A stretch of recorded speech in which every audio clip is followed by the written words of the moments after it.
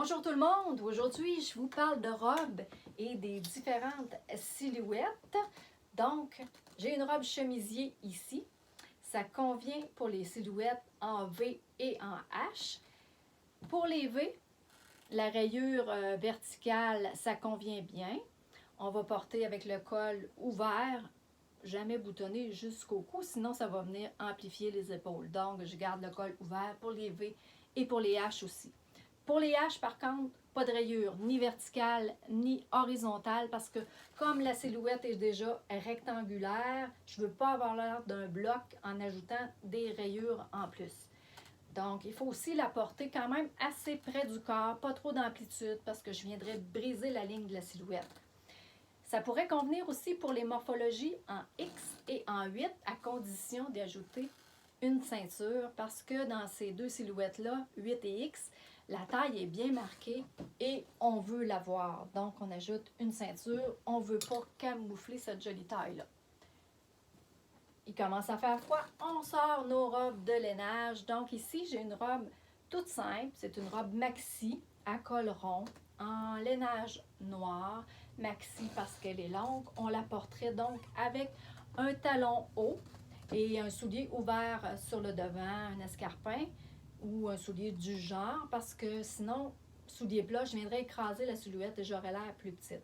J'y ajouterais un collier en V pour les silhouettes en V et en H, parce que le collier en V va venir briser le col rond et allonger la ligne du cou et minimiser les épaules à ce moment-là.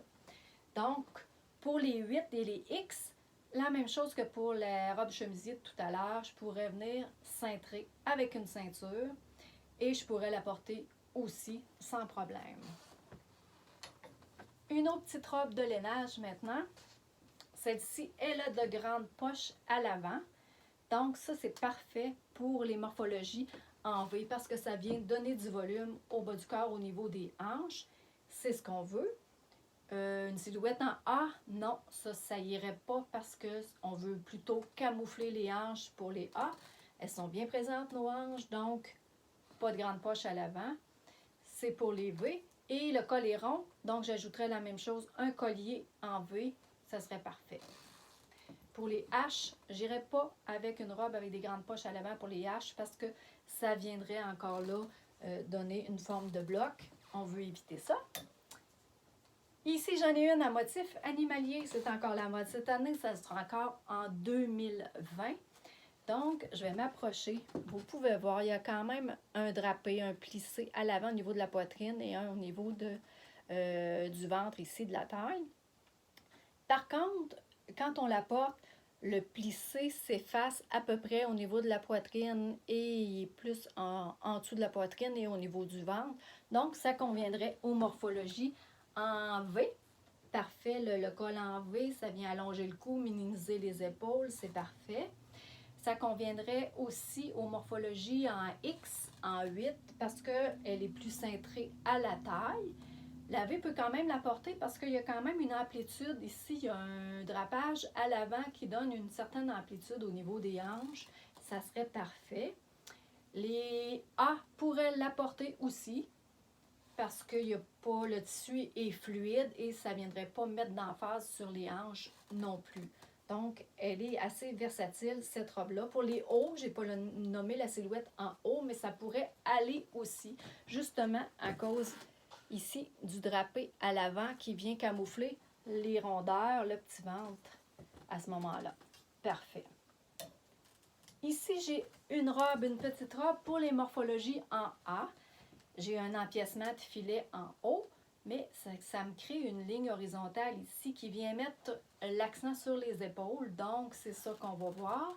C'est parfait pour les morphologies en A. Si vous remarquez, il y a un plissé plat, un pli plat à l'avant. Mais comme le tissu est très fluide, la silhouette en A peut la porter parce que ça ne viendra pas mettre d'ampleur non plus au niveau des hanches. Donc, celle-ci peut convenir. Pourrait convenir aussi pour les hauts parce que, justement, à cause de la fluidité du tissu qui ne vient pas alourdir le ventre ni le bas du corps. Donc, parfait pour les A et portable pour les hauts aussi. Et la dernière, voici. C'est une robe en A, pas la morphologie, mais la coupe A, et avec une espèce de col Charles, parfait pour les morphologies en O et en A, parce que le col, si on peut le voir, le col avec l'imprimé à petit pois vient mettre l'emphase sur le haut du corps. Attention pour les morphologies en haut, par contre, faut pas, mais même celle en A, faut pas que ça soit trop ample pour venir donner du volume au bas du corps. Le tissu est fluide, donc il doit rester près du corps et ça serait parfait pour les A et les O. Alors voilà, ça vous donne quelques conseils sur les différentes coupes de robes pour les différentes silhouettes. Si vous aimeriez en savoir plus, je vais être en conférence au Salon Vitalité le 9 novembre prochain à 15h. Les billets sont à seulement 10 et 5 est remis à la Fondation du lymphodème et mastectomie du Québec. C'est une fondation qui aide les femmes qui ont reçu un diagnostic de cancer du sein pour la suite, après l'opération et tout ça. Donc, pour ce qui vient après, ça va les aider. Donc, le 9 novembre prochain à 15h, je vais être là. Si vous voulez des billets, vous n'avez qu'à me contacter. Et j'espère vous y voir. Ça va me faire plaisir de vous rencontrer. On va parler de morphologie du visage avec les bijoux. Quel type de bijoux convient à la forme des différents visages. On va parler aussi de la morphologie du corps, un peu comme je viens de le faire avec les robes. On va voir les différentes morphologies silhouettes du corps et des conseils de vêtements qui vont mettre en valeur ces silhouettes-là. Et je vais vous parler aussi de colorimétrie, la fameuse palette de couleurs. Donc, moi, dans ma colorimétrie, j'ai cette couleur-là. C'est un corail, mais qui tire plus vers le rouge. Un corail qui tire vers le pêche, ça m'aurait donné l'air fade, ça n'aurait pas convenu du tout. Donc, les couleurs ont un effet sur notre teint, ça va nous donner du pep, ou sinon, si ce n'est pas les bonnes couleurs, on va avoir l'air malade ou fatigué ou d'avoir 10 ans de plus. Donc, la colorimétrie, c'est ça, tout simplement, c'est de choisir les couleurs qui nous mettent en valeur.